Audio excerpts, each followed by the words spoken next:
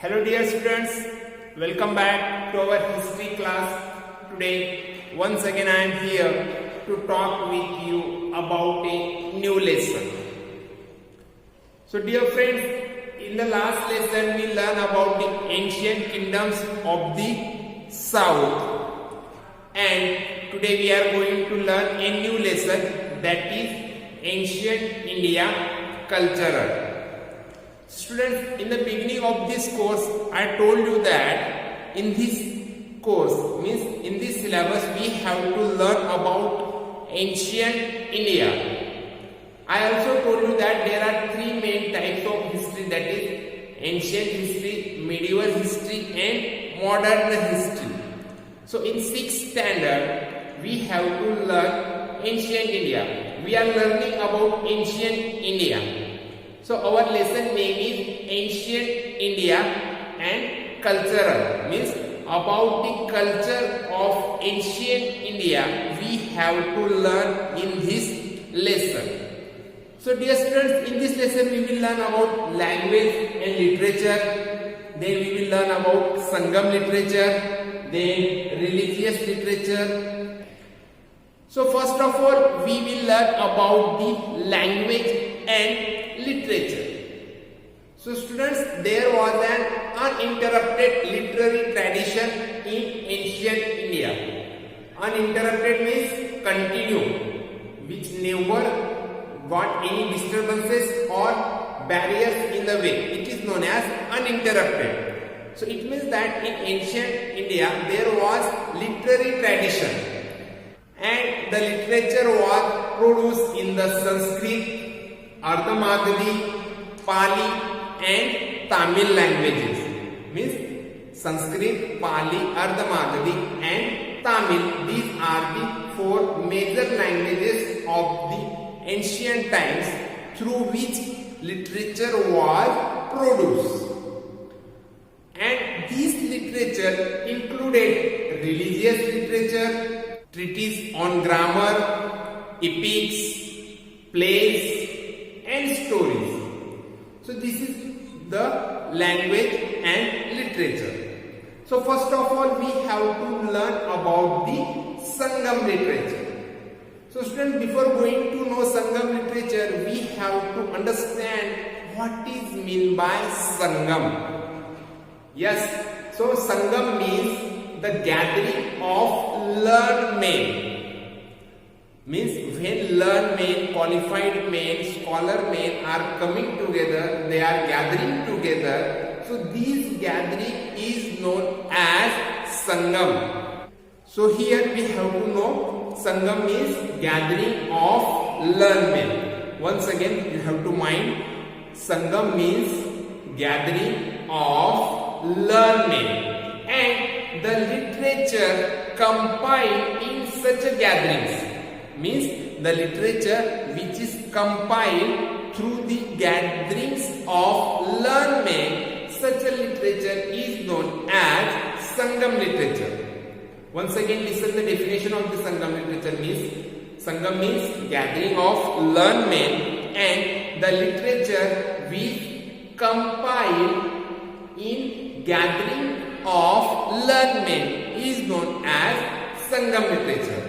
In other words, we can say that the literature which come out from the gatherings of learned men is known as Sangam literature. And it is the most ancient literature which is in Tamil. Means Sangam literature is in Tamil language. As I told you in the beginning, the ancient literature was in Sanskrit, Ardha Magadhi, Pali and Tamil. So out of this, Sangam literature was in Tamil, and which is most ancient literature. Then about Sangam literature we have to know that Silappa Dhikaram and Mani Mekhlai are two great epics of the Sangam literature. Means this Silappa Dhikaram and Mani Mekhlai are well known, famous epics of Sangam literature, and by studying the Sangam literature, we can know about the political and social life of the people of South India. Because Sangam literature is in Tamil language. So this we learn about the Sangam literature. So now we have to move towards the religious literature. So students, the religious literature consists the Agam Granthas, Tipitaka and Bhagavad Gita. Means the religious literature is formed by the compilation of Agam Granthas, Tipitaka and Bhagavad Gita. So first of all, we have to know Agam Granthas. So what is mean by Agam Grantha? So Agam Grantha are related with the Jain religion, and the Jain Agam Granthas are written in the Prakrit language of Ardhamagadi. Means we can say the Agam Granthas are written in the Ardhamagadi language.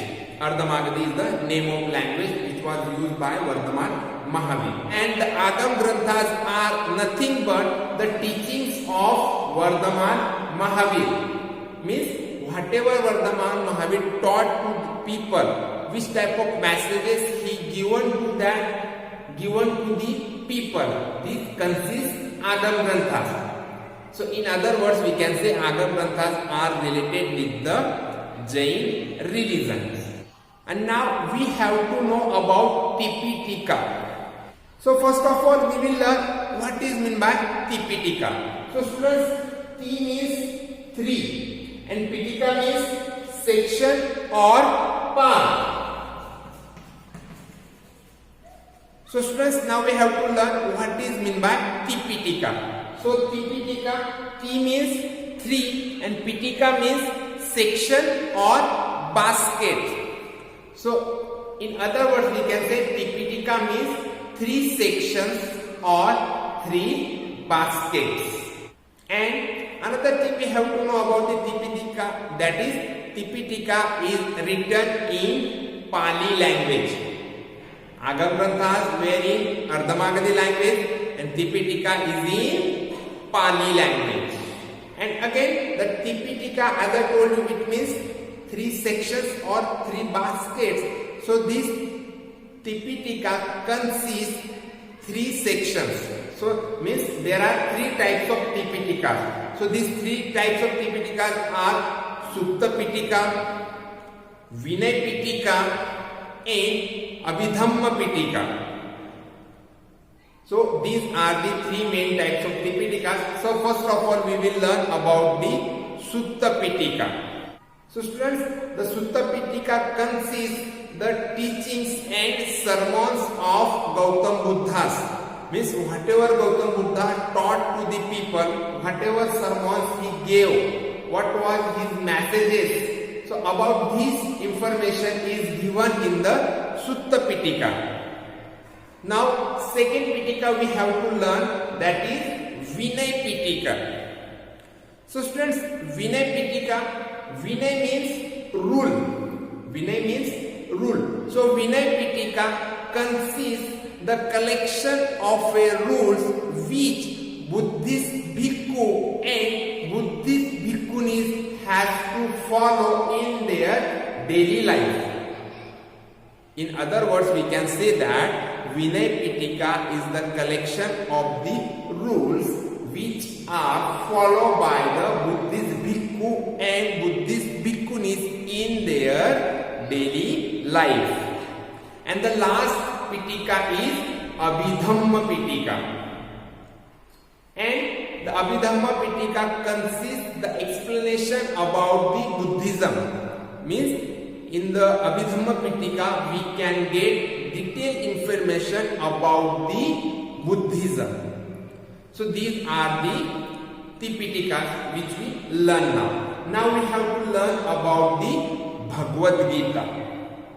So dear friends, as you know that the Bhagavad Gita is the holy text of the Hindus. Means Bhagavad Gita is the holy book of Hinduism.